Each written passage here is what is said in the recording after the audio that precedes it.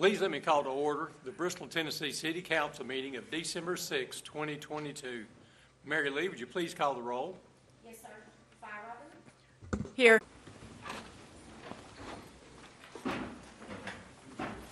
Thank you, Mr. Mayor. Thank you, Council. It's always an honor to be here to pray before these meetings, and appreciate your leadership in our community. Let us pray. Heavenly Father, thank you so much for the opportunity to be here tonight. Thank you, God, for the wonderful community that I live in and for the wonderful leaders that give so graciously of their time, their talents, and their energy to lead and guide our community as they steward resources, improve the quality of life, and continue to help us to grow and flourish. Lord, as I see our public officers that are here tonight that are serving so faithfully, and our city school leaders and so many people that represent the great parts of our community, I just pray a special blessing over them, and especially during this time and season when we're so thankful for family, for community, and for what this season really means. Father God, I just pray that you would continue to give our leaders wisdom to steward resources, to guide us during this time, and that our city would flourish and grow, and that we would continue to be a light in this region of how a successful city and school and community can run. I pray these things in Jesus' name. Amen.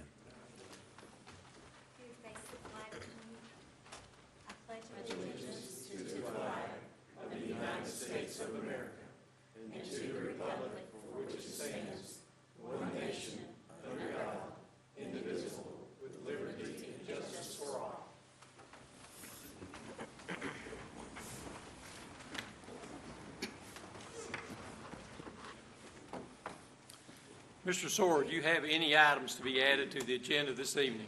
No, Mayor, the agenda is complete. We have one recognition on tonight's agenda. The city has over 350 full and part-time employees that serve the community on a daily basis. We frequently hear of employees that go above and beyond in their service. To that end, the Bristol First program has been developed to recognize their efforts. Tonight, we honor our latest recipients of the Bristol First Award. Ms. Ann Dunham, Digital Media and Communications Manager, is present to give us a brief overview of the program and announce tonight's award winners. Ms. Dunham?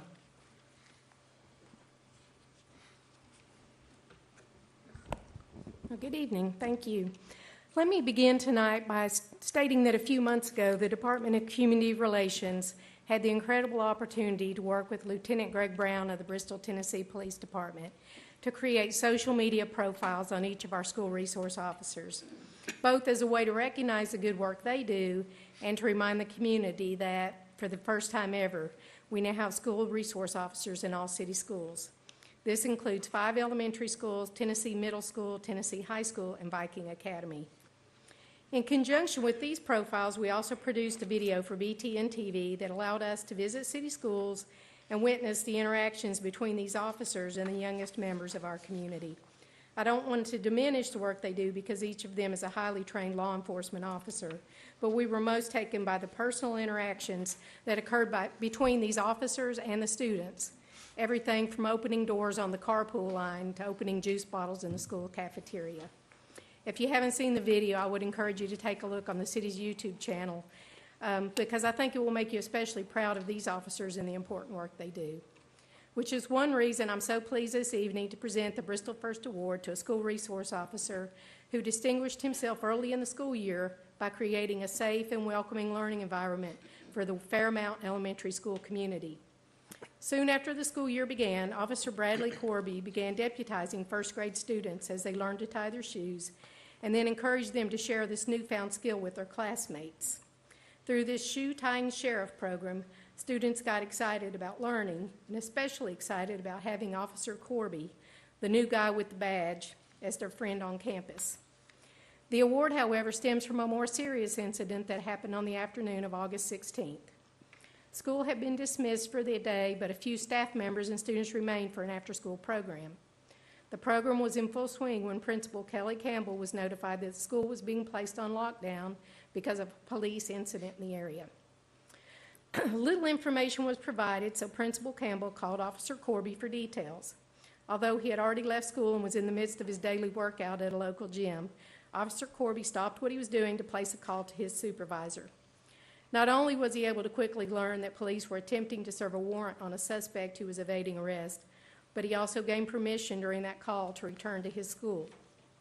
In her nomination, Principal Campbell had this to say: "Upon his return to the school, Officer Corby joined me with students and staff in the gym and quickly took the lead to calmly explain why the school was in lockdown. Although he had only been at school for a couple of weeks, he had established trust with students, and his presence and reassurance helped them remain calm and confident of a positive outcome. His support was equally reassuring to our staff who were helping guide students through the situation." A bit later, when students and staff safely inside, Officer Corby spotted the suspect outside the school, pursued him on foot, and made the arrest. Remember, his workday had ended at this point. He was officially off duty, yet he didn't hesitate to spring to action. In addition to his training through the National Association of School Resource Officers, Officer Corby holds a bachelor's degree in criminal justice from East Tennessee State University and is an 8-year veteran of the Tennessee Army National Guard. He joined the city's police department in 2017 and, as noted earlier, is currently in his first year as a school resource officer.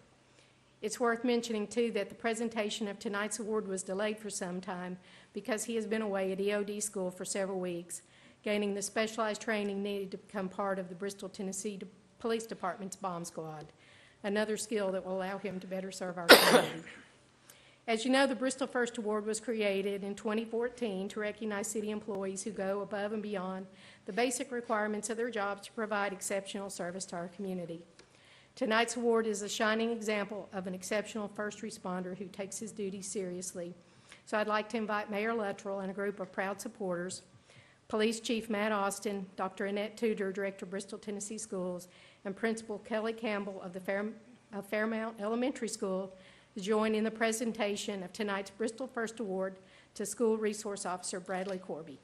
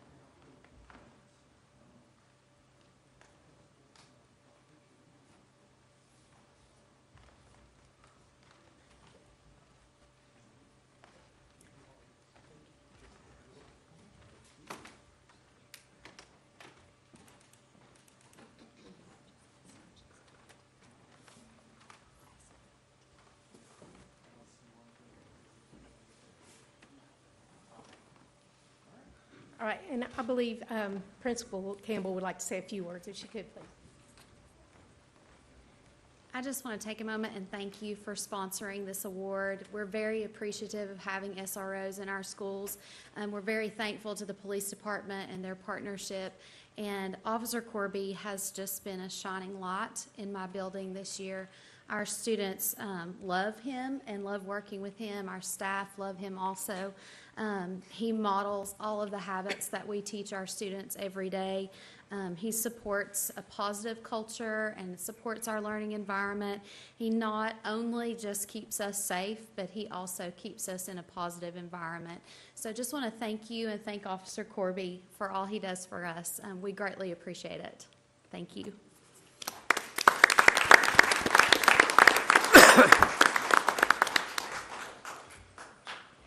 I just want to thank the council members for this award and putting it together. I want to give thanks to our police department and the Bristol, Tennessee City Schools for coming together and figuring out the school resource officer program and putting it together. And especially want to give a thanks to Miss Kelly Campbell, principal at my school. First day I've been there, her and Mr. Arrington just open arms and able to give us everything we needed to make the job well done. So I thank her and the school system for everything they've done. Thank you.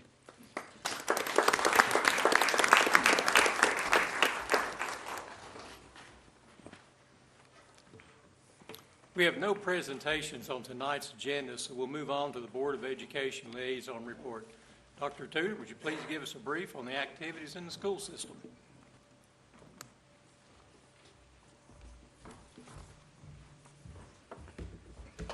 Good evening, everyone. I would like to also thank you for recognizing Officer Corby. He, as Ms. Dunham mentioned, he was off duty and asked to come back and came back and not only took care of our kids, but took care of the community. And I am confident, based on what I know about our SROs and our buildings, that any one of them would have done the same thing. I've heard Chief Austin say multiple times in our monthly safety team meetings that they are trained, and Officer Brown, they are trained to go in. They're not going to hesitate. So if our students or staff are in danger, they have repeatedly told us that they are not going to hesitate. They're going to take care of our children. So thank you very much for that. Thank you very much, Officer Corby, for everything you do at Fairmount. We really appreciate you. I have quite a few things to mention this evening, so I'll try to be as quick as I can. The first thing I wanted to mention, you may have seen on social media, and I think I hinted to it the last time I was here, that we had a special recognition for Tennessee Middle School at our recent TSBA annual convention. The Tennessee Middle School construction project submitted by our architect won People's Choice, which was voted on by citizens across the state of Tennessee. And we also won Middle School of the Year. So 2 awards for that design of our new middle school. So I just wanted to share that with you all. Thank you very much. We are very proud of that. Our building continues to get many compliments. Not only is it beautiful, but it's extremely functional for learning in the 21st century. So we're very proud of that. I'd like to say congratulations to Councilwoman Fire-Robin and Councilwoman Powers and Councilman Hutton for your re-election to City Council. I'd also like to officially welcome, although they're not here, officially welcome Debbie Darnell and Jennifer Henson to our school board. And I'd like to take a few minutes to recognize Jill Harrison, who coincidentally is here. She didn't really know I was going to spend quite a few minutes talking about her. But she's here, and Nelson Powell, who have served for many, many years on our school board. So I want to take just a few minutes and share some of those accolades with you. Jill, who's here, was elected to our Board of Education in 2013.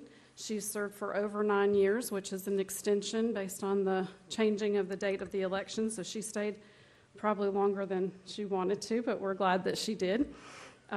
She represented the East Bristol District. She served in previous capacities as board chair and vice chair.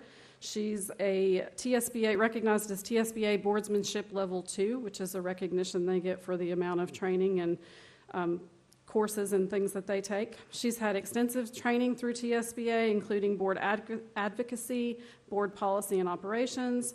She's attended the leadership conference multiple times, school law, the board's role in school finance, employment law, leadership conference, Law Institute, Vision for Excellence. She serves on 2 committees with us, the Policy Committee and the Facilities Committee.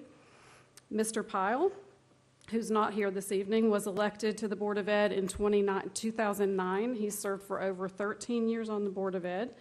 He was elected and represents the South Bristol District. He has served also as board chair, vice chair, and secretary in previous years.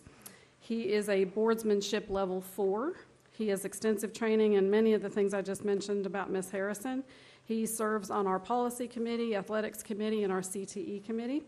He also was instrumental in founding Reading Buddies back in 2013. He built that program, and it's received lots of accolades and awards throughout our community and nationwide. He also was instrumental in us starting the Dale Burns Youth Sports Program. Both of them have attended countless school board meetings. I don't even want to count the hours that they spent in work session and in meetings. They've also attended city council meetings with you all. Award ceremonies, graduations. They are constant supporters of our student extracurricular athletics and events and Viking athletics. They're responsible for policy oversight and educational and fiscal planning, all for free. We do not compensate them in any way in our school district or as a city. That is just based on their desire to serve our community. Notable projects, both of which Mr. Pyle and Ms. Harrison were involved in. Fairmount for Mr. Pyle, he opened that in 2010. He also was instrumental in us opening our first online high school, TOPS, in 2012. Both of them were instrumental in the Tennessee Middle School project and Viking Academy Career Center. They've also been involved in the Frank Winston Auditorium renovations, which were significant, the swimming pool renovations, the keep, ongoing upkeep of all of our facilities, of course. They saw the advent of our one-to-one initiative long before COVID required us to have that. They are instrumental in planning for the goals that we set in our district with strategic planning, establishing school board policies, as I've mentioned, passing our annual budget, drafting and supporting resolutions that sometimes they've brought to you. Of course, they evaluate me and focus on my contract. And of course, COVID in and of itself. I know you know what that was like from yourselves being in the leadership role in the community. And we heard horror stories across the state about how challenging those times were. These folks were steadfast in their support of our district and our community in that. So I just wanted to say publicly that I am forever grateful for the service and support that they've offered our school district and our community, and wanted to publicly acknowledge them with you and thank them for their service. So thank you, Jill. Okay, I went through that really quick. In other news, Madrigals are hosting their annual dinners this week, so that is Thursday, Friday, Saturday of this week. Tickets are still available. The Lady Viking basketball team will host their annual Holiday Hoops tournament. That's December 20th through the 22nd. And then, of course, it's the 39th annual Arby's Classic Basketball Tournament. That is December 27th through the 31st. And I'm pleased to notify you all that we will be providing passes on behalf of the Board of Education for you to attend this. I don't have them to give to you this evening, but they are coming, and we'll deliver those for you. So you will have passes to attend the Arby's Classic. I think that's it. I went faster than I thought I was going to go. And make sure I got everything. The last thing I will say is just Merry Christmas and Happy New Year, unless you have questions for me. Thank you. Thank you.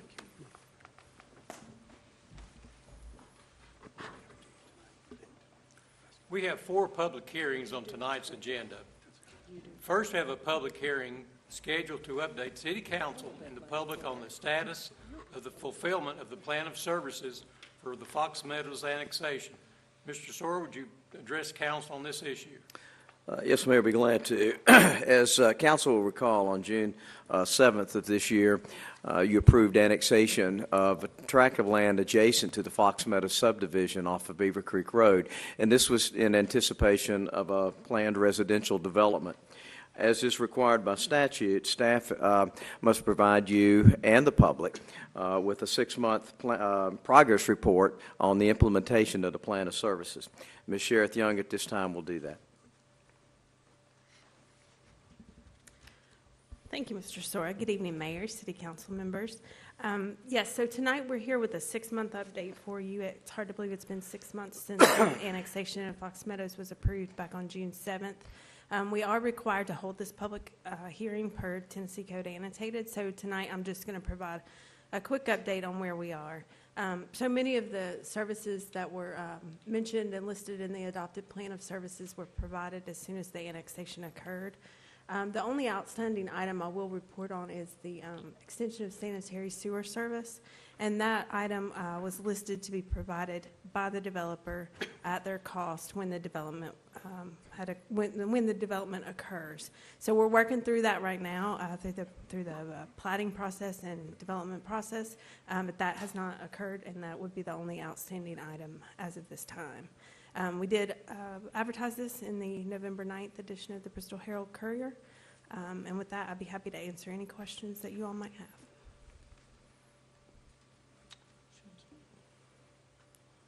Okay, well done. I do have one question real quick. Yes, Sure. When, do you have a time frame of when they do plan to begin? I think it will be very soon.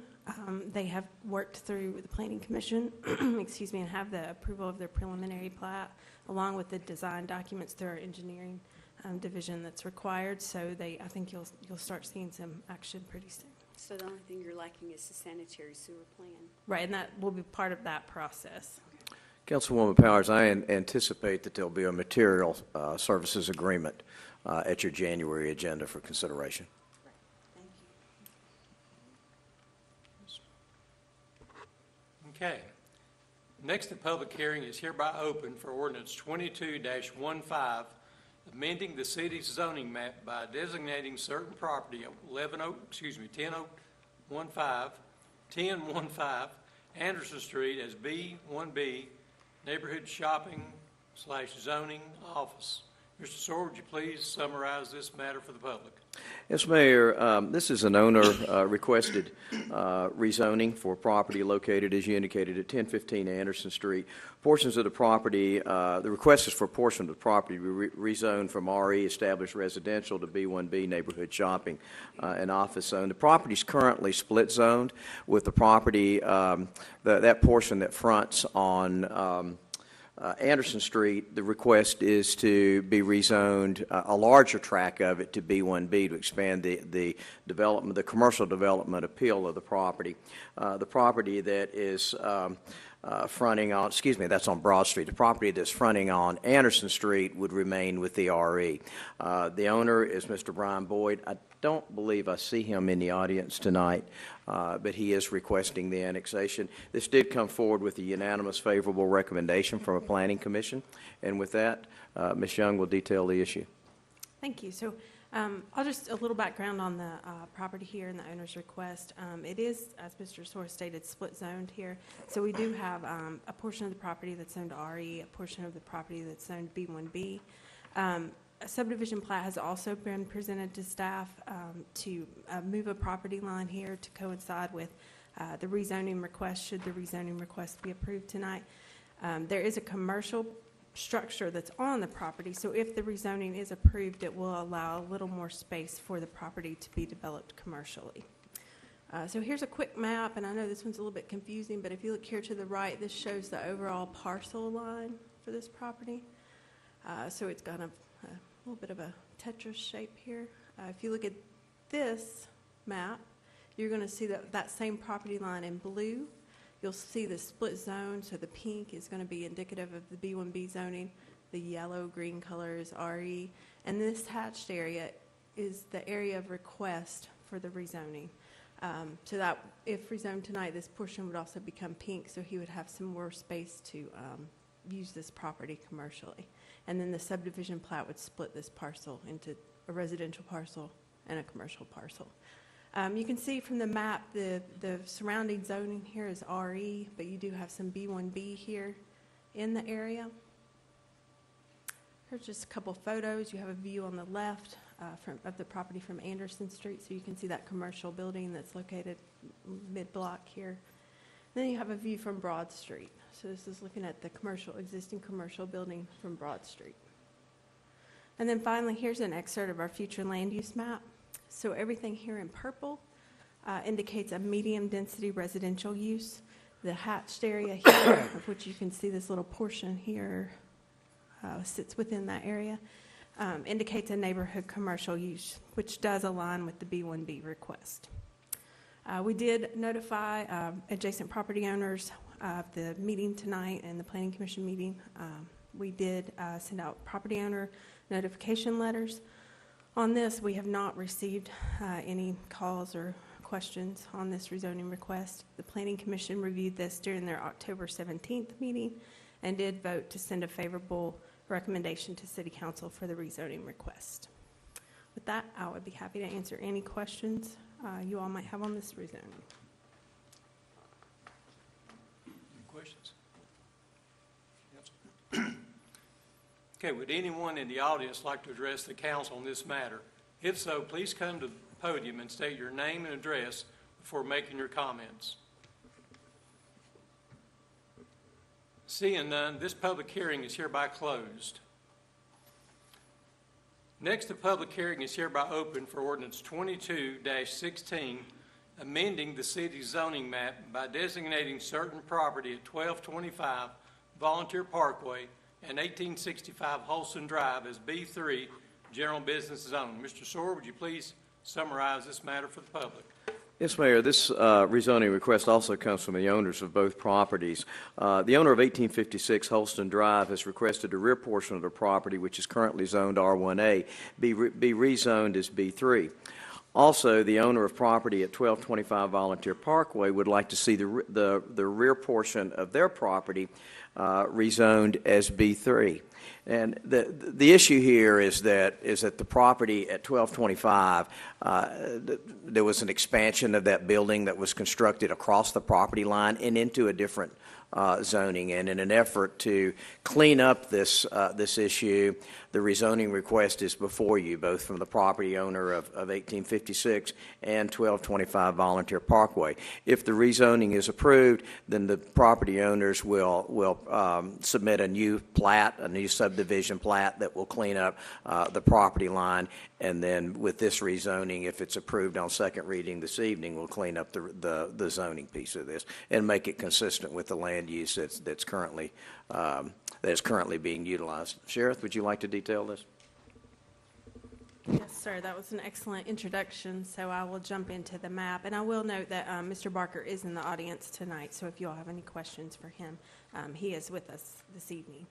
So I'll show you a quick map, and as alluded to in the introduction, this is a bit of a cleanup item, much like the last rezoning request we just reviewed. If the rezoning is approved, a subdivision plat will come through the planning office that will align the property lines with this rezoning if approved. So the map here on the screen, again, these got kind of two in a row that are a little bit hard in terms of mapping, but here is Holston Drive, and so this is the single-family home that sits on Holston Drive that's part of this rezoning request. Here is the warehouse building that actually sits off of Volunteer Parkway. So here, just to orient everyone's Bank of Tennessee, this is the Summit building. And so we're talking about the warehouse building here that does sit, as you can see, across these yellow parcel lines. If you look to the left, you can see this hatched area. This is the area proposed for rezoning. So this is the portion, this little triangle here is the portion of the Thompson property that would be rezoned to B3. And then this is the portion, skinny little strip right here that the warehouse, the rear of the warehouse sits on, would be rezoned to B3 for the Barker property. You can see also from the map, there is the residential R1A zone that's present along Holston Drive. And then, of course, the B3 or general commercial zone is present along Volunteer Parkway. Here are just a couple of photos. So this shows the warehouse building, how it sits kind of back into this rock on the back side. Then you have the residential property that's fronting on Holston Drive. Here's the daycare center that's located at the corner there of Bluff City Highway and Holston Drive. And then here's the warehouse building. The land use map, the future land use map for the city does show that this is an area of transition. So the red zone is indicating a commercial land use, while the yellow or green, however that shows up to you, is showing single-family residential. So this is a transitional area. So for that reason, we can consider what's around and how these area or how the transition comes together. And the staff recommendation, staff felt comfortable recommending to the Planning Commission for the approval of this rezoning based on that land use map. We did post everything properly in terms of public notification. We did receive some comment sheets back in favor of the rezoning request, and the Planning Commission did vote to send a favorable recommendation to City Council on this request during their meeting on October the 17th. With that, I'd be happy to answer any questions. Okay. Would anyone in the audience like to address the council on this matter? If so, please come up to the podium and state your name and address before making your comments. Okay, seeing none, this public hearing is hereby closed. Next, the public hearing is hereby open for ordinance 21-17, amending the city's zoning ordinance to allow triplexes and quadplexes as permitted uses in certain commercial districts. Mr. Soar, would you please summarize this matter for the public? Yes, Mayor, as council's aware, our planning commission has worked diligently to try to create opportunities to enhance residential development within our community. And one of those options was to allow by right the construction of triplexes and quadplexes in certain commercial zones that supported residential neighborhoods such as our B1A and B1B. Planning Commission voted unanimously to forward a favorable recommendation to amend our zoning ordinance to accommodate these types of developments in this commercial district. Sheriff, will you detail the issue, please? Yes, sir. So this ordinance proposes changes to two sections of the zoning ordinance, Chapter 2, which is our definition, or has a section within it that's our definition section, and then Chapter 4, which is the business district section, regulatory sections of the business districts. So what you see on the screen tonight are the new definitions that would be proposed to be added to Chapter 2, which would allow a triplex or would set up the definition for a triplex and a quadplex. It says what you think it would say. So a triplex would be a building with 3 units, quadplex a building with 4 units. But the important thing to note here is that this definition is going to stipulate that this is for buildings that are constructed after the passage of this ordinance. So this cannot be used to retroactively split an existing building up into 3 or 4 units. So this would just be something that's constructed after the approval of this ordinance, should it be approved. So that's the changes to Chapter 2. Within Chapter 4, Section 401 and Section 402, so there's the B1A district and the B1B district, we would allow and stipulate that a triplex and quadplex would be allowed as a permitted use at the R2 space requirements, and this would be in both sections. And then finally, within the B1A and B1B, we would say the same thing. So what you're seeing here is kind of crossed out items. There was a little bit of deviation between the B1A, B1B, and the R2, so this simply replicates all the R2 requirements, so it truly does match R2. The thing to point out, though, is that even though we're allowing a triplex and a quadplex, we're still maintaining and capping the density at 9 units per acre. So you can get more units within the building, but you can't get more units on the parcel. So overall, it's going to cap the density, the residential density, at the 9 units an acre, which is what the R2 district allows. The other thing, just to kind of make it as simple to understand and implement as we could, we're adding a section here that just says that no building shall exceed 3 stories or 35 feet. So that just keeps it in scale with the residential districts around, should a residential district be adjacent to the B1A or B1B zone. Again, at that October 17th meeting, that was a big one, the Planning Commission voted to forward a favorable recommendation to City Council on this ordinance change. Any questions? Would anyone in the audience like to address the council on this matter? If so, please come to the podium and state your name and address before making your comments. Okay, seeing none, this public hearing is hereby closed. This brings us to the appearance of citizens section of our agenda. This section provides an opportunity for the public to address City Council on any matter that is not on the printed agenda for formal consideration. Comments are limited to matters of city business only. A response will not likely be made at this time, since in most cases neither the City Council nor the City Manager will be prepared to effectively respond to the concern. The City Manager will look into the matter and report back to City Council, or, as appropriate, have staff meet with you in an effort to satisfy your concern. Comments are limited to 3 minutes per individual and are not transferable to other individuals. Groups are encouraged to select a spokesperson to represent them. I've been provided a list of individuals desiring to address council this evening. And we have Mr. Robert White.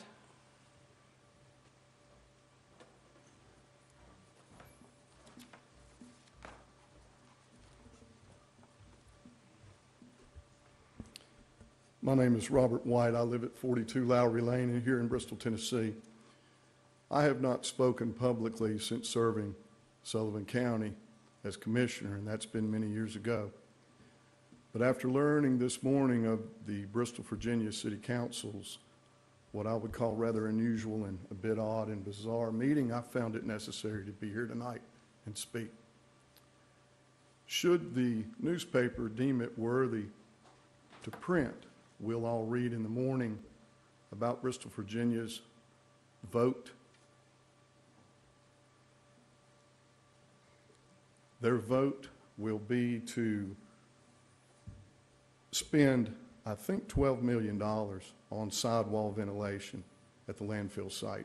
We'll also read about, I think, $800,000 to be spent annually for a monitor at that site. We need to not lose sight, and we need to remember that this was absolutely not voluntary on their part. This was court-ordered. A federal judge told these people to do this. By no means was this voluntary. The manner that this information is disseminated to the public is, I don't want to say offensive, but I find it odd. I think it's nebulous, and it's upsetting, and that's why I'm here. I have a strong opinion, and I maintain that absolutely nothing about this landfill would have occurred had it not been for the lawsuit. Nothing would have occurred had it not been for your stand. There are those who find it displeasurable, maybe, who find displeasure in the whole matter.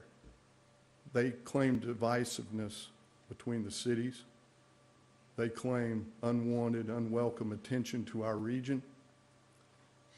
But I'm here tonight, council, walking in the rain, fighting that terrible smell that seems to be occurring more frequently, to say there are those of us who are part of a silent majority, those of us who commend your efforts. And I want to thank you for your service to this city, and I want to wish each of you a Merry Christmas. Thank you. Thank you. Thank you, Mr. White.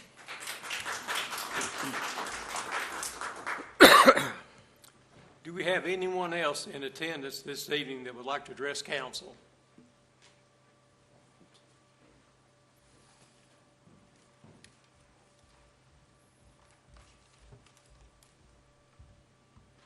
Council members, Mayor. I am from the Navy Office of Community Outreach. I'm here for the upcoming Navy Week, which is going to be April 3rd through April 9th. I just wanted to make myself visible to all different parts of the community. We're bringing sailors out here to the Tri-Cities area to interact with the communities, give back to this local community, and see where we can fit in to educate America, no matter where we are, about what the Navy does for you. And so this Navy Week is going to be amazing. It's going to be in coordination with Bristol Motor Speedway. We have a ton of sailors who are already interested. We've got some groups that have already signed up for volunteer work with our sailors. And what we're just trying to do is to give back to this community in the way that it needs us. So just wanted to say hi, and my name is Caroline Reddy. And if you guys have a organization or if you have a school that you want to see the sailors at, we would love to have you, or love to be part of the community. Thank you. Thank you. Thank you. Thank you for your service. Is there anyone else?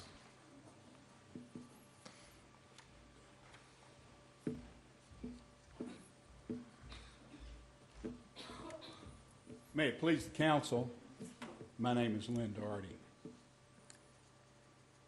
We're coming to the end of 2022, and there are certain hallmarks of this council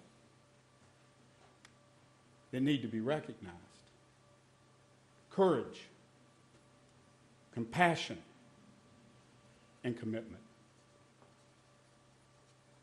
It's not been an easy year, and you have made tough decisions to defend Bristol, Tennesseans.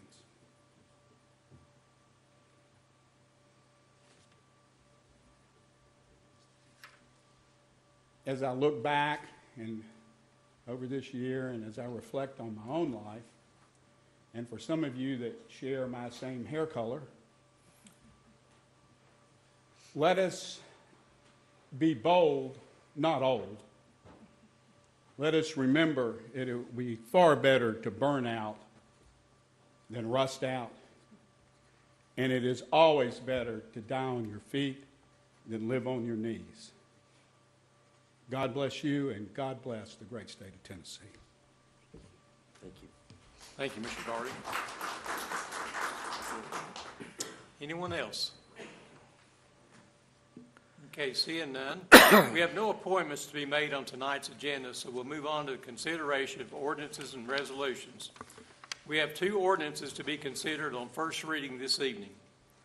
The first item on our agenda is the first reading of ordinance 22-18, amending the city's zoning map by designating property located at 251 and 261 Bellbrook Road as M1 Light Industrial Business. Mr. Zora, would you please summarize ordinance 22-18? Yes, Mayor, as you indicated, the owners of the property of 251 and 261 Bellbrook Road, and I believe that's Zachary and Amber Mullins, and they are here with us this evening on the second row, and may desire to speak to this later on the agenda. But they desire to have the property, which is, they have purchased the property that was referenced in the caption of the agenda item. The property is currently zoned R1A, which is low-density, single-family residential, and they are requesting the property be rezoned as M1 Light Industrial and Business. The properties are located on the east and west side of Wessex Drive, and for those of you that, and Sheriff will certainly brief council on this momentarily, but Wessex Drive is a short drive between Bellbrook Road and Raytheon Road. The properties are currently vacant and comprise approximately 1 acre in size. The owner of the 2 properties, which is really this Grand Slam Towing, plan to utilize 1 lot as a vehicle storage and 1 lot for construction of office space. Planning Commission considered this at their November 21st meeting. They made 2 motions and could not reach a majority vote on either motion. So it comes before you tonight as is required, but it comes forward without a recommendation from the Planning Commission. So with that, I'm going to ask Sheriff to detail the issue. Thank you once again. So I'll just go through just a couple of items related to the mapping and show a couple images here to begin. As Mr. Suarez stated, this parcel is a little bit unique, so you'll see it outlined here on blue on the screen. I know this is a little bit hard to see, but it's actually one parcel that is split by Wessex Road. So you have what is addressed as 261 on the west side of Wessex and 251 on the east. There is a flood zone that's present on this property. So what is shaded here in this pink color is indicated as it's an unnumbered A zone. It doesn't mean you can't build in it, but it does mean it is a little bit harder, a little bit more stringent regulations to build within the flood zone. This property was annexed into the city in 1972, and if the rezoning if the rezoning request is approved, it would allow the Mullinses to move their business, Grand Slam Towing, from its current location where they're leasing on West State Street. There's an image here of their location on West State Street. So they'll be able to move from their current location to this property, but they do need that M1 zone to establish a record service there. Currently, it is vacant, and as Mr. Suarez stated, they do have plans to use the fenced-in portion at 261 for storage of vehicles, and then on the parcel here on the right, 251, they would build an office building. I have 2 zoning maps to kind of give you a little bit of perspective in this area. So the parcel for request is hatched in red. This whole area is R1A. So that everything around here is zoned R1A. There's a couple different uses within the immediate vicinity of this property. You do have a bit of a hot rod business here. They do some storage of vehicles themselves here. This was annexed into the city from Sullivan County, so that's been an established business that's been there for a while. You have some residences beside the parcel, and then you have the nursing facility here across Bellbrook. Everything is zoned R1A, single-family residential zone on this map. So on the second map I have for you, this is just going to zoom out a little bit further so you can get some perspective on the larger area of zoning. So again, everything in this shaded area is R1A. You do get some R2 here, and then you have some M2 here, some PBD, and then you have some M2 down here that shows up. It is quite a distance from the parcel that's requested the rezoning to these M zones. So that's one of the reasons we'll talk about just here in a minute, that staff would consider this a spot zoning request. Here are a few photos. So this is 251 Bellbrook from standing in the middle of Wessex Drive. This is turning around the other direction to see 261 Bellbrook. This is looking towards Raytheon Road, standing on Wessex Drive. And then here is looking towards Bellbrook. You can see the nursing facility here on the hill. This is an excerpt of our future land use map. So this is one of the tools that we use to look at rezoning requests and see what our future land use map suggests as a future land use classification. Again, this property is going to be right in this area. Everything in this lighter yellow color is low density residential. And so it's not until you get out into this area that you're going to see the gray or industrial zone or the pink, a commercial zone, pop up. So again, it just is quite a bit away from the parcel in question. We did place public notification signs on the parcel, sent out property owner letters to adjacent property owners.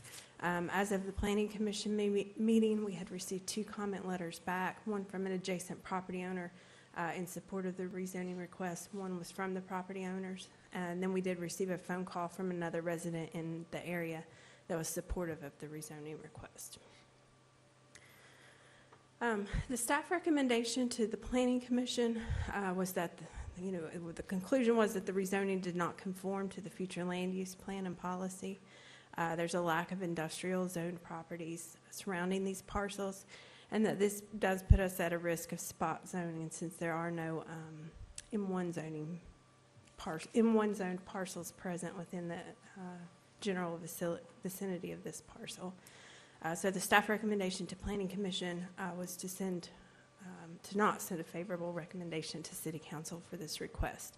As Mr. Shore stated in his introduction, the vote, they did not receive a majority vote. There were 2 motions made, one to approve, one to deny, but neither motion received a majority.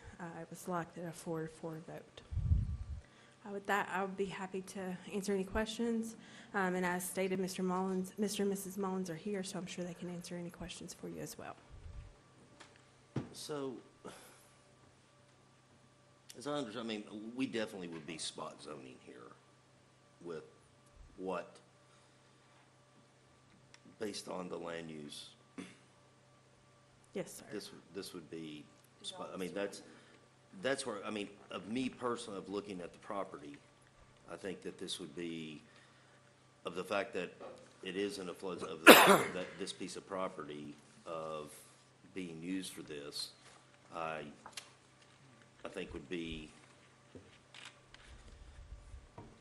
a great area to have this. And what I would say of the fact that we can't spot zone, what I would ask from planning is, well, I had a couple of things of looking at, because I drove down that area the other night and cut in between these 2 pieces of property, and of looking on that area of town, of maybe we do need to look at future land use from there.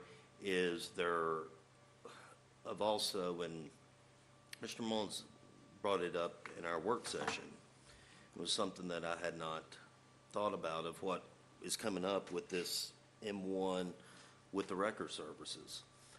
That, in the M1 districts with these, and this would be something I'd ask planning to possibly look at, that, at the end of the day, we have to have the record services in our community, because if we have an accident on the Volunteer Parkway, our officers call, they need the cars removed. If we do not have those, how is that going to happen? This is, you don't, and I didn't think about it until the other night, that this is something that of maybe for planning to look at. I mean, I can't, I want to vote for this, but I can't of the fact of, because as it stands now, is spot zoning, but of looking at this area and also of when we are looking at with some of this, it may be a special use permit when it comes to the zoning for the record services, because of what we have now, of where they are, they're grandfathered, and it's like, if you look at what you showed there, I didn't realize the fact of where the hot rod shop is, right next to it, which I guess that was grandfathered. If they ever leave, then that business can no longer be there. If they sell that business, then that business cannot exist on that piece of property as it's owned now, correct?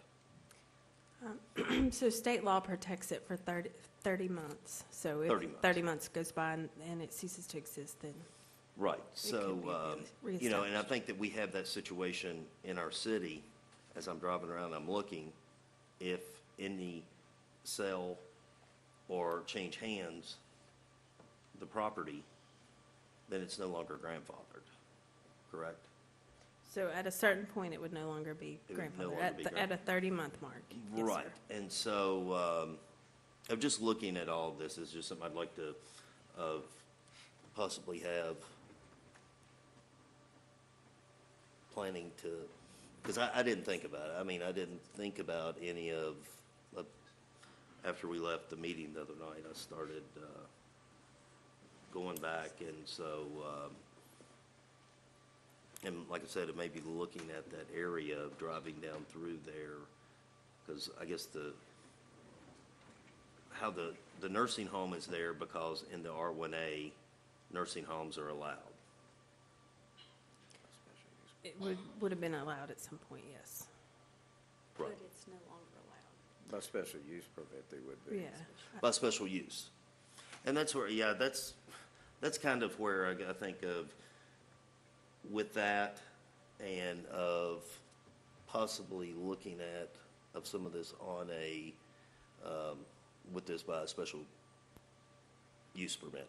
I don't know, you two may have a better insight on that since you're both on planning, but of thinking about this, of the fact of where, and I don't know, I know Chief is back there, and you had mentioned too that to go in the rotation within the city, you have to be in the city. Is that a city policy? Is that a department policy, or is that a state policy? What? It's not a state policy. I think it's a departmental policy, is it not, Matt? Chief? It is, okay. So, which I didn't realize that either. So that's of having to be located in the city. So when you go to some of the industrial part of the fact of, if they were located in the county, then they could not come in the rotation to the city. So, I think there's a little bit more maybe to. Which that's good to protect the city businesses. Yeah. Yeah. So, So let's go back to the map. I apologize, I wasn't at work session. I was sick, but no. Lee, can you talk some into your microphone? I can. I know it's hard when we try to talk to our staff. So could you hear me? give us a little, Sheriff, if you don't mind, the nursing home is where exactly? Show me, please. Right above it, right, okay. And so,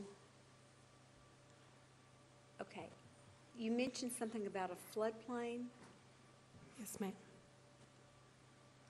Okay, was there another map or another, yeah, that So this one is the one that shows the floodplain. one, right.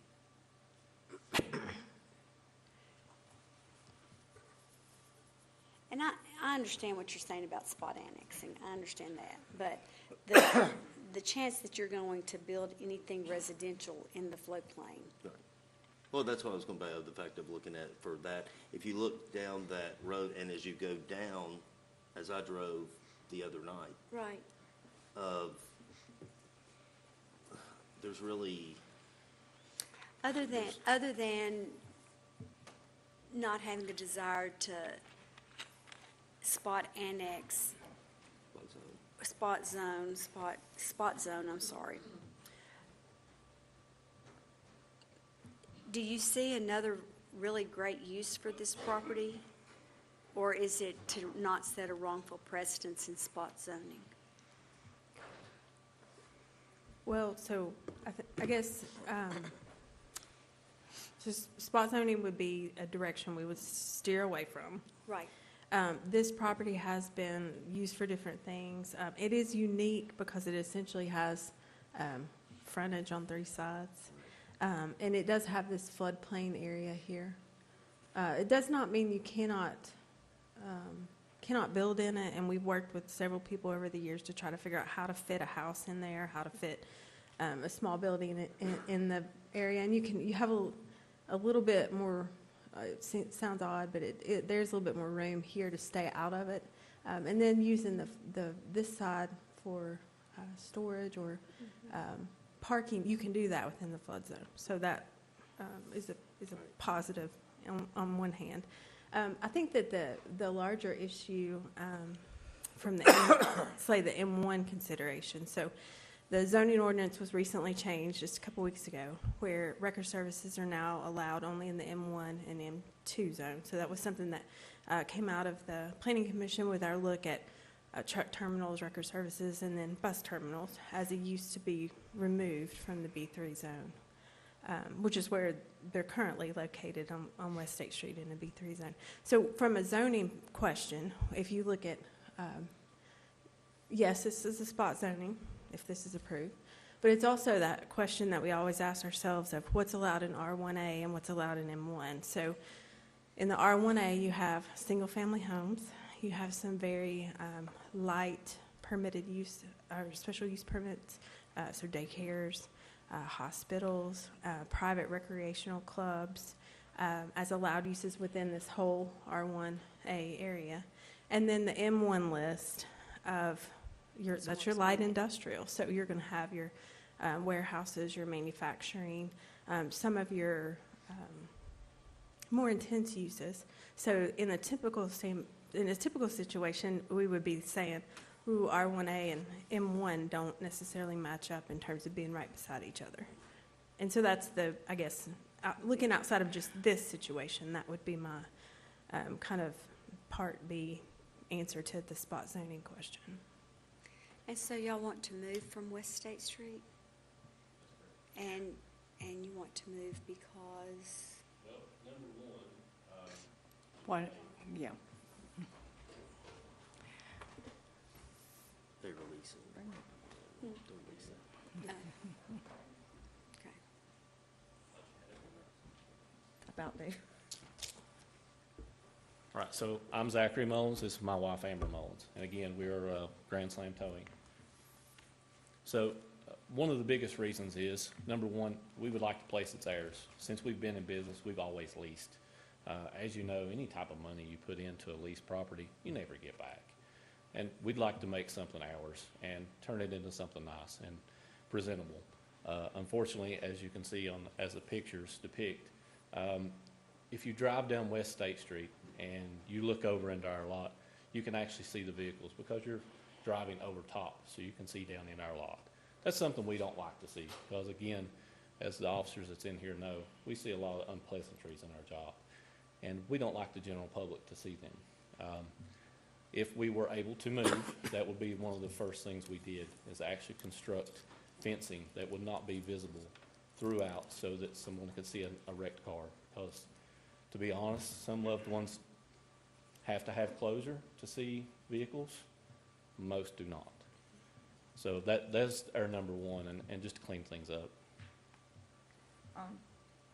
And to go into the spot zoning, I have found a actual lawsuit in the state of Tennessee, and believe it or not, it was a record company who had zoned like a acre of like 18 acres from agricultural to his record service. They went through the planning commission, the city council, everybody approved it. Then the neighbors got mad after it went through everything. So they go to the court over it, federal court in Nashville. they stood with the zoning committee on it. And the reason being is because and I have copies if you want to read it. So it related to the public health, safety, and welfare. It does not just benefit us. It benefits the city, the community, and so many more people in our business. As well with the property, there's just, when you look at it, there's not a lot you can do with it. Even if it was M1, no, there's not going to be an industrial factory come in. There's not enough room. It's in a flood zone. You said no one's going to want to build a home in the middle of a flood zone. We do also have we wrote up a thing for how we would like to be, because like I said, we want you all to use this as an example of how a towing company can look and can run and not be an eyesore to the city. We do have to be in the city. There will be wrecked cars. However, we've come up with our own plan for fencing, landscape buffering, what we would be comfortable with, and ensure that the owners around us, if anything, it would up their property value, because this has never been used. This property's never been used, but I've got the previous pictures, and they're not pretty. And we've come in and we've cleaned it up in just a couple of days. Just the fences are down, trees are down, the creek's flooding because it's not been cleaned out. We came straight in, cleaned it up, cleaned the creek out, and, you know. So do you already own this property? Mhm. Okay, thank you. And one of the other things I would like to address is the zoning. Unfortunately, it was kind of brought on to us unbeknownst that all of us record services were going to be switching to a different zone. Myself, including all the other record services, you guys have probably heard what I said before. We're all located in B3, every single one of us. There is 9 M1 locations in the city. That's not a lot. So if something happens and somebody decides to shut down and they don't start back up in 30 months or whatever that time is, it's really going to put a hardship on the amount of record services that can be here. The M1s that we have found, and I could be wrong, I mean, you could correct me, we found like Exide and stuff like that. Well, in the city, as according to what I've read, we're allowed 6,500 square feet of storage room. 6,500 square feet is not a lot when you compare it to the Exide property or other industrial properties. And as you mentioned, the thought of having a special use permit, just like the nursing home, I mean, that would be great. We don't necessarily say, hey, we want to be M1. We just would like to be zoned as a record service, and that's why we come before you. Because, it's that old saying, what is it, you do something and you ask for forgiveness afterwards. We're not those people. We would like to ask for permission before we go and do something. We're kind of, I don't We're know kinda where in the we are. discussion We're in our part. discussion We're in part, which I think is okay, but, yeah, and I don't know if it were B3, it'd still be spot zoning, I think, to ask for B3 for this. But what I would suggest is that we may want to table this and have some more discussion, maybe with Planning Commission, to maybe there's opportunity to look at some other zoning along there, so it's not just one property, that maybe it's appropriate for some other properties in that area. Also, we have talked a little bit at our work session, I think, about possibly a B4 zoning for bus terminals eventually. Maybe that would also be something for the record services, towing, whatever. So maybe give it a little more thought and discussion, and I know y'all are anxious, but you're anxious to be able to succeed. So if we could table it and then see if we can't come to some way that it's a win-win for everybody, but not to, we don't want it to set precedent for future where something that we would not want to see happen, but we've set a precedent for it. So anyway, that's what I would suggest. I haven't made that motion yet, but I'd be happy to if that sounds. I was once told there's one of three ways to answer a request, and it's yes, no, and wait a while. And if we're not 100% sure of what it is that we think would be best in this particular situation, I agree. I think that, and I know that's not what you want to hear tonight, but that's better than being just shut down, isn't it? And so we need some time to go back and look at this a little bit more, I think. That's just my opinion.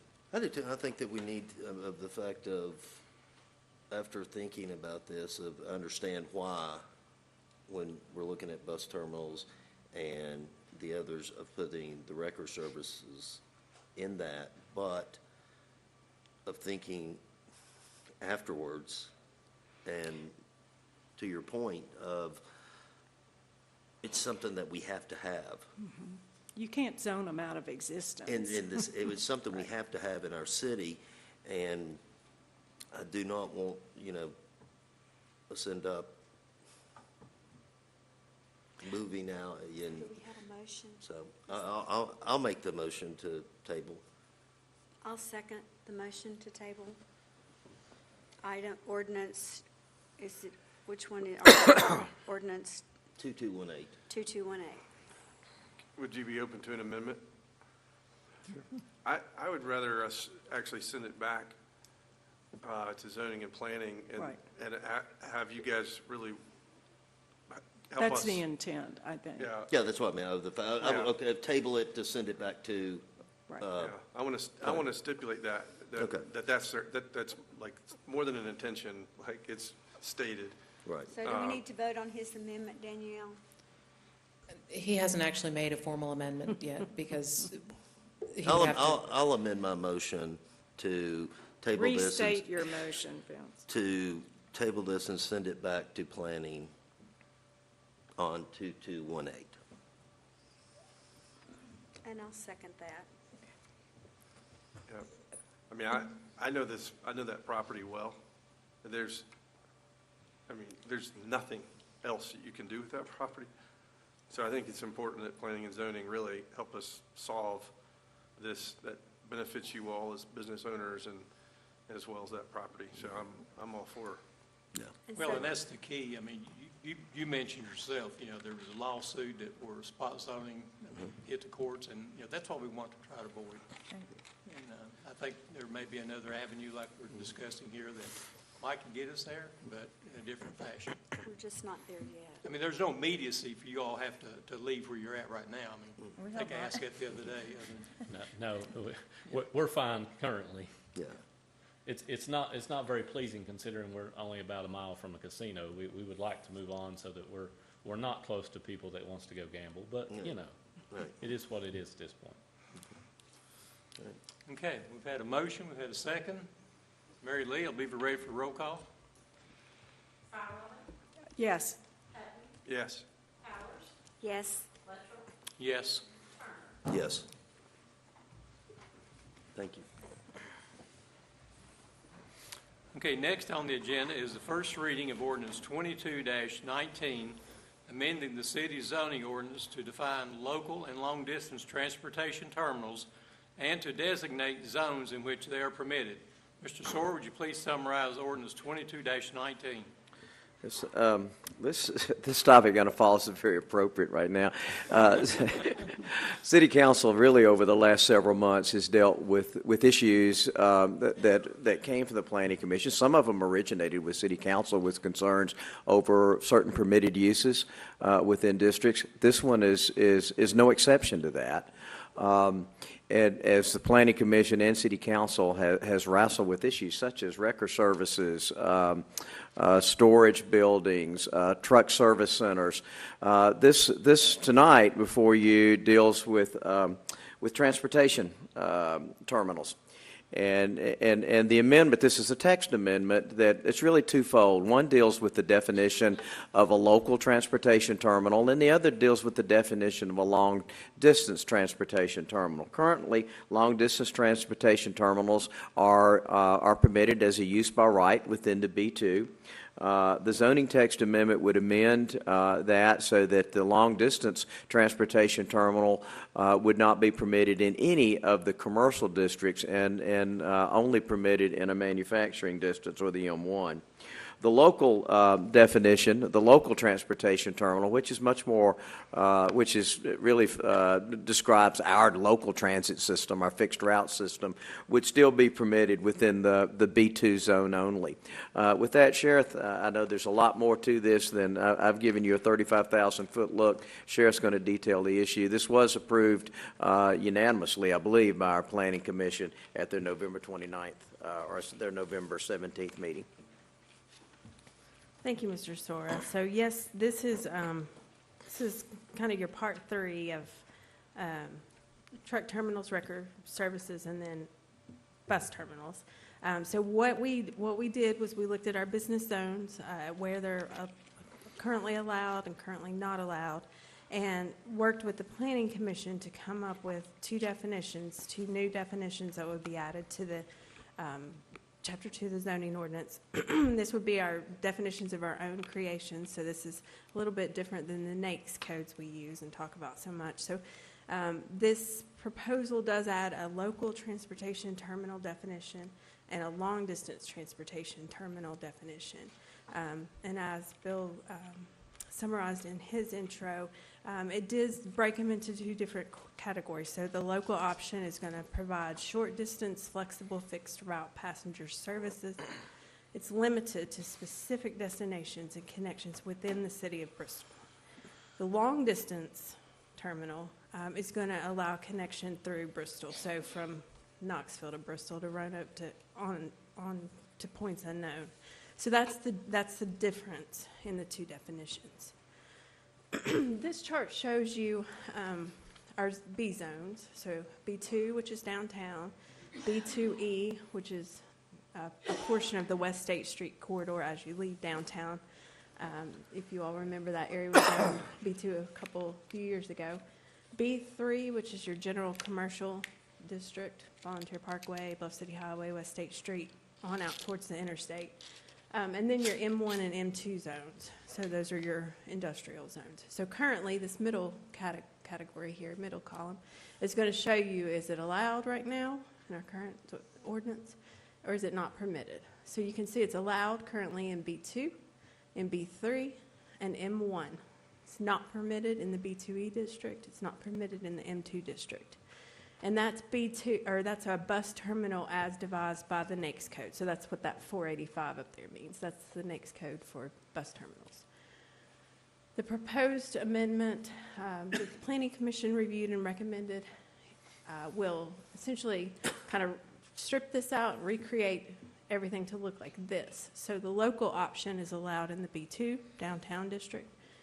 Nothing bus terminal related would be permitted in the B2E, B3, or M2, but the long distance service would be permitted in that M1 zone.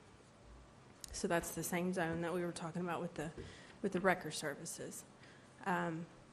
This was presented to the Planning Commission at their November meeting, and the vote to send a favorable recommendation was unanimous that evening. So they had talked about this for, I think, 3 to 4 meetings. And ultimately, this was the result of their work on the topic. Okay, any questions? Make a motion to approve. We have a motion to approve. Is there a second? Second.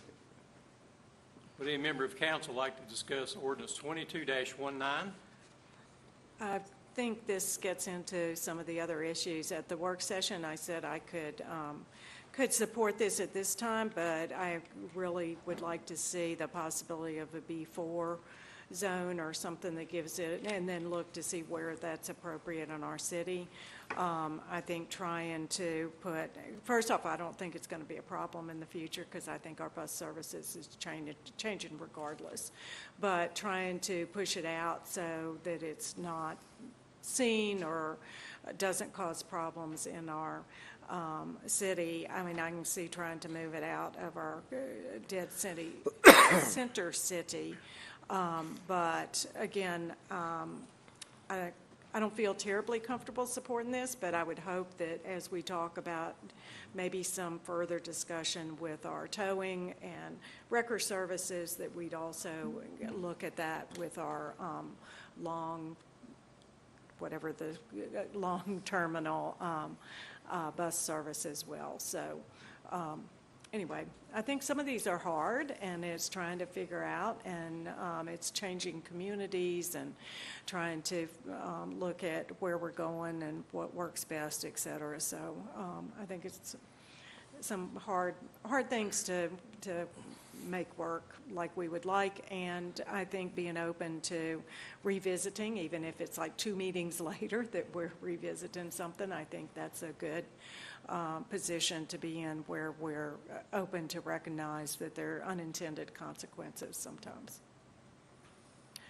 So I'll vote for it, but I hope that we can come up with a medium zone in between that would allow, and just some of this started with, just for anybody, that B3 has a lot of lighter businesses, but then when it gets into some of these heavier, sometimes it's harder for Planning Commission, it's harder for us to rezone something when we know what the possible uses are. And what we're trained or taught or to understand is that you really zone for the zone, not for the specific use, because that specific use, that ownership could change tomorrow.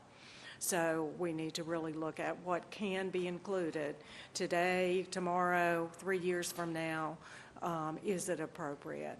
So, but sometimes that doesn't work with where we are with our planning at this time. So, Yeah, just like we discussed, it's a continuous process. There's, continuous process. Would anyone in the audience like to address council on this matter? Okay, seeing none, I believe we're ready for a vote. Mary Lee, please call the roll. Yes, sir. Could you confirm who the motion and second was, please? Vince was the motion and Dr. Hutton was the second. Firewalden, Yes. Hutton, Yes. Powers, Yes. Ledford, Yes. Yes. Next, we have 3 ordinances for consideration on second reading. First, we have the second reading on ordinance 22-15, amending the city's zoning map by designating certain property at 1015 Anderson Street and as B1B, Neighborhood Shopping Office Zone. Staff summarized this during the public hearing earlier this evening. Does any member of council have any questions for staff? I move to approve ordinance 2215. I'll second approval of ordinance 2215. Would any member of council like to discuss 22-15 anymore? The public had an opportunity to comment on this issue during the public hearing. So, Mary Lee, I believe we're ready for a vote. Please call the roll. Firewalden, Yes. Hutton, Yes. Powers, Yes. Ledford, Yes. Turner. Yes. Next item is the second reading of ordinance 22-16, amending the city's zoning map by designating certain property at 1225 Volunteer Parkway and 1865 Holston Drive as B3 General Business Zone. Staff summarized this issue during the public hearing earlier this evening. Does any member of council have a question for staff? Motion to approve. Second. Would any member of council like to discuss ordinance 22-16? The public had an opportunity to comment on this issue during the public hearing, so I believe we're ready for a vote. Mary Lee, please call the roll. Firewalden, Yes. Hutton, Yes. Powers, Yes. Ledford, Yes. Turner. Yes. The next item is the second reading of ordinance 22-17, amending the city's zoning ordinance as it relates to triplexes, quadplexes as permitted uses in certain zones. Staff summarized this issue during the public hearing earlier this evening. Does any member of council have a question for staff? Is there a motion to take action on this item? I make a Motion to motion. approve ordinance 2217. Second. Would any member of council like to discuss ordinance 22-17?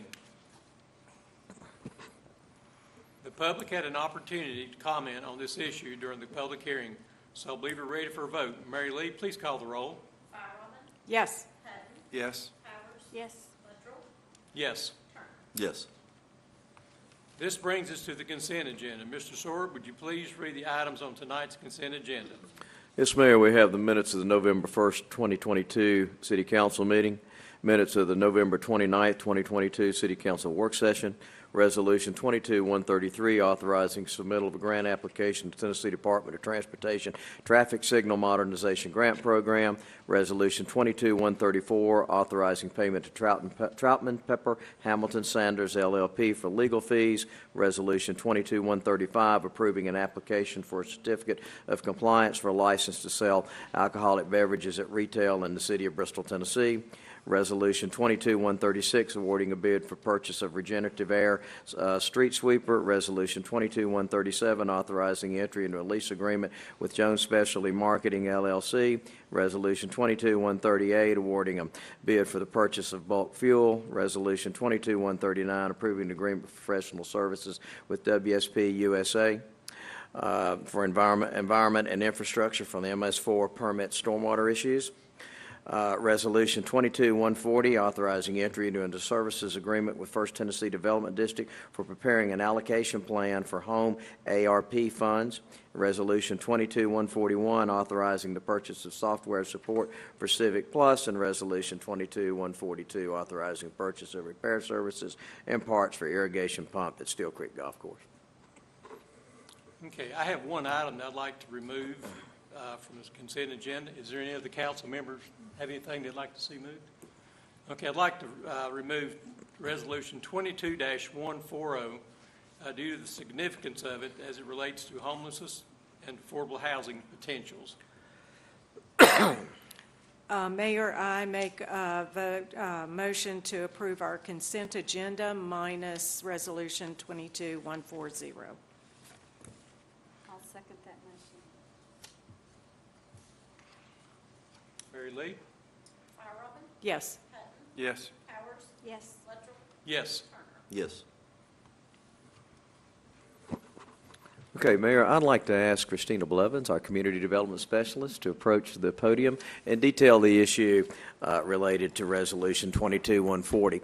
While she's making her way to the podium, we're very fortunate that we are the administrator of our home consortium grant that covers cities of Kingsport, Johnson City, Bristol, as well as Bristol, Virginia, and portions of Southwest Virginia. So with that, Christina, would you like to expound upon this grant opportunity from HUD? Thank you, Mr. Sora.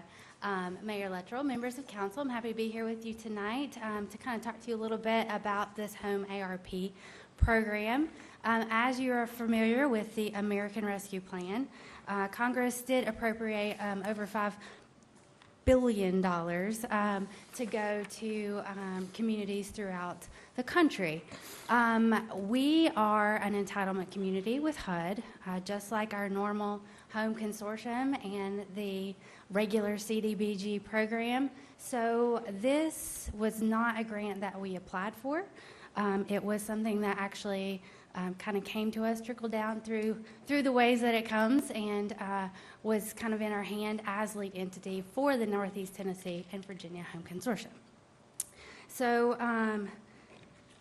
I want to tell you that this HUD ARP is very tricky. You can only help certain types of populations with certain types of programs. So, and as Mr. Soares said, you know, this is not just Bristol, Tennessee funding. This is funding for 5 cities and 2 counties. And the part of the allocation plan is determining how that funding will be spent.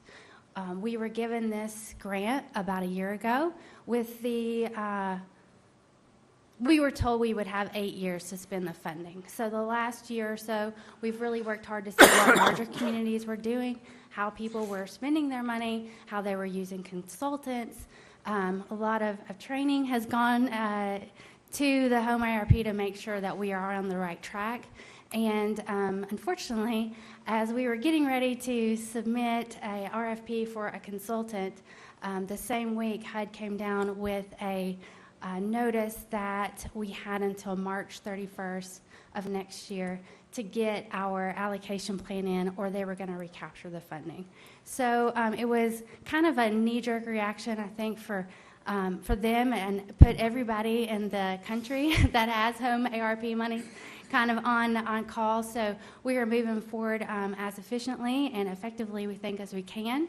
The First Tennessee Development District already works with us to administer our regular home program. So they were really the first option to help the city move forward with appropriate discussions and allocation with every community.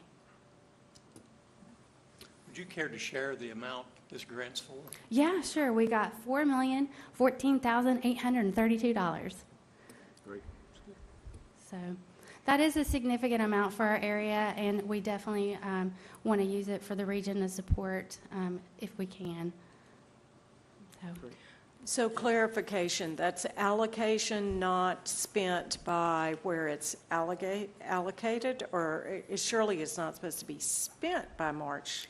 No, just the plan. Allocation Just the plan. allocation plan, which in and of itself, to submit the allocation Huge. plan is a process. Yes. You have to amend your 2021 action plan. You have to speak to every homeless provider, every veteran services provider, anyone regarding domestic violence, anyone that has fleeing or attempting to flee, dating violence, sexual assault, stalking, homelessness. So it's a plethora of service agencies that we need to speak with to determine that plan for the region. Right. Thank you. I think we have actually until the end of 2030 to spend these funds, so they're around for a while. But the urgency Is that the Christine plan. is speaking to you about is the allocation plan. Got it. Well, I'm just curious as to how many people are working to collect all of this data, put this plan together. At this moment, there's one. And hopefully, starting tomorrow, if you guys approve this contract with the Development District, there'll be several more, and we'll be able to really move forward as you said, quickly and efficiently as possible.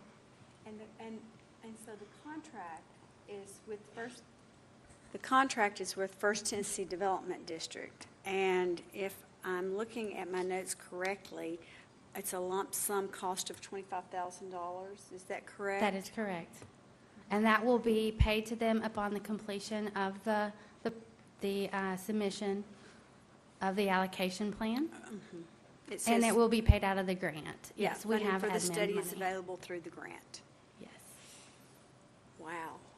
That's, it's dumbstriking to me, and I know the school system goes through the same thing in dealing with the federal government and at times even the state government as to really the unrealistic perspective and timelines that are thrown at everyone trying to do the right thing.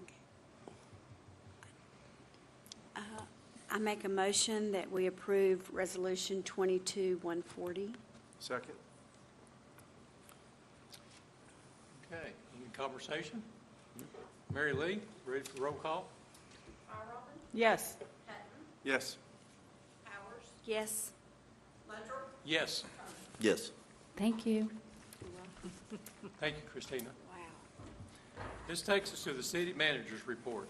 Yes, Mayor, I will be very brief. I'll remind council that we have rescheduled our work session, or scheduled our work session for December 13th. This deviates from our regular fourth Tuesday as it conflicts with the holiday week. Also on Wednesday, December 14th, we'll celebrate the first really annual employee longevity luncheon that we've had since the pre-pandemic years. This will be at King College Cafeteria, and this will be at noon, so please, we encourage you to attend that and congratulate our employees for their milestones of service. Remind council that city offices are closed on Friday the 23rd and also on Monday, December 26th.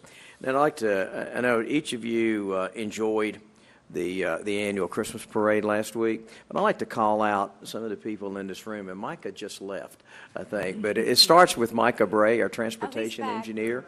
Thank you for coming back, Micah.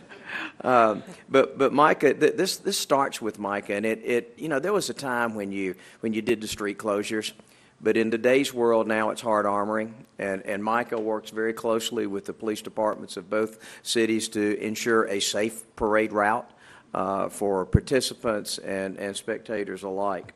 Also our community relations staff, and it takes a lot to pull together all the candy that you hand out along the ways, the packaging of it, the Parks and Recreation staff that are there with the gators to make sure it's handed out, and we have enough to get through the parade route and ration that out, but also our community relations staff as they participate in the broadcast and partner with BTS of this event. It's a Macy Day parade type of activity. And certainly our police and our fire department along the way. I know several of you noticed our police officers trying to gently keep the crowds back toward the curbside and keep them out of harm's way, especially the children as they want to engage with the parade. But they do such a wonderful job. Our fire department there in terms of the EMS, and they're also with the size engines that they have. They're also part of our hard armoring strategies there. Our Parks and Recreation department partnering with Believe in Bristol to decorate our downtown, and how our downtown it has a wonderful Christmas feel to it this year. And it's certainly our public works staff. When the parade's over, somebody has to clean all of that up, and it's always amazing to me that at 8 o'clock the next morning you can't tell anything took place in our downtown. So I really want to thank all of our staff, and certainly the Chamber of Commerce for hosting this event as they had over the years. But it's truly a community event. But I wanted to give a shout out to those people who on our staff that bring it together. And then with that, I'd like to wish everyone a Merry Christmas. And then with that, I'd like to wish everyone a happy holidays. Okay, council comments. I don't really have anything except Merry Christmas and Happy New Year, because I guess we'll be the next year when we see each other, not us, but in here, see each other again. So that's all I've got. I would just like to ask Mr. Sora if you could perhaps work out sometime either before or after our work session on the 13th, an update with Troutman Pepper. I think it might be good to try to do it on the 13th, either, like you said, either before or after. Before or after. In that we do have some presentations from consultants on that particular time, but yes, we can work through that. So. Thank you. And I would just like to say thank you to those who voted in our most recent election, and for your support and confidence in our council, and to thank you for your votes. I'd also like to wish everyone a Merry Christmas. And, one thing about Mr. Sora and I talked about this, all of the departments that he mentioned did such an outstanding job, and we had almost 49,000 pieces of candy, I think, were handed out. John, is that about right? And we had candy to get all the way to the end of the parade this year, which was wonderful. But we weren't pushed this year in the parade as we have been in the past. There were some years that we felt like we were actually running in the parade, and Tom Anderson and Wes Ritchie certainly slowed everyone down and watched out for those of us who don't have great knees. But the takeaway from the Christmas parade, it's more than just a parade. It's an opportunity for us to get to meet, speak with a lot of people, and especially the children. It's so impactful, and if you haven't had the opportunity to walk in the Christmas parade and to really have that opportunity to speak to the children, I hope you do, because it will truly change your perspective. And so to all of our city staff, thank you very much. And to our community, we wish you a very Merry Christmas. I can go next with, and I'll just add, I didn't give kids candy if they weren't behind the white line, so I helped out, so I'll be glad to continue to do that. And it was great. It was take one giant step backwards, sometimes two, to get past the cones or the lines or whatever. So I wanted to also thank citizens for their support of me in the election. I'm humbled and pleased to continue to serve, so I really appreciate the support. Also wanted just to recognize we had 2 newcomers to the election process, and I hope that they will continue with their interest and participate in city and in our community and give their time and learn a lot during the next few years. I just wanted, with discussion, we had a couple of public comments about the landfill, and just wanted to say thanks to this council for being together. We haven't wavered. But I also want to give huge shout out to City Manager Sora and our attorney, Danielle Smith. And I was almost going to say Kaiser. So without their leadership, we also wouldn't have the courage to be where we are, and their leadership to get attorneys that we feel extraordinarily confident with and who have helped to guide us. So want to say thank y'all very much for what y'all have done to support us moving forward. And the other, I want to just give a huge shout out for Hope for Bristol. That citizen group could have taken a different direction. It could have not been the positive that it has been, incredibly positive, and also just a lot of patience, a lot of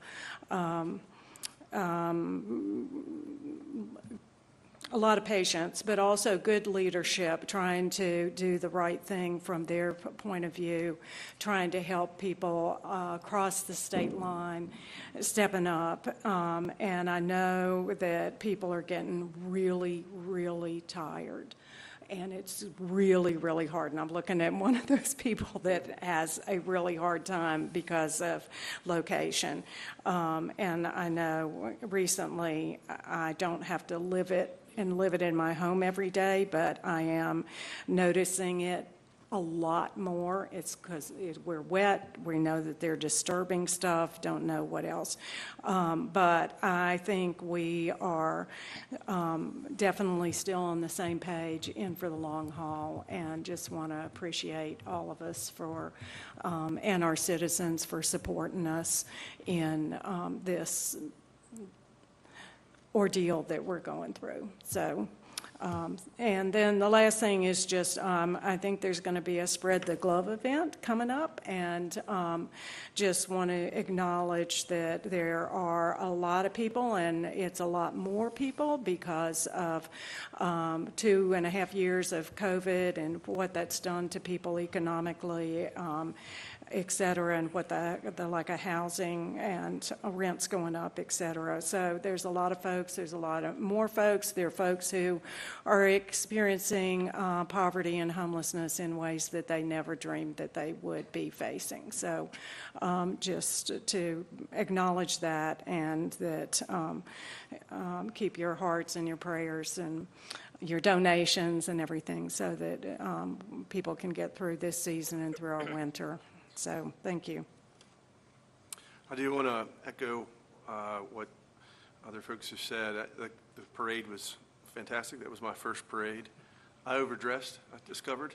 I was sweating by the end of it, so, which was a good problem. But that was really fantastic. And the picture the next day in the newspaper, the still kids in the front, that was just fantastic. So thank you all for all the work that you did to make that happen. It was fantastic. And I do wish and hope that all of you and our people in this community have a Merry Christmas. I can say that all I really want for Christmas is for the landfill to be solved. So we're gonna keep our foot on the pedal for that.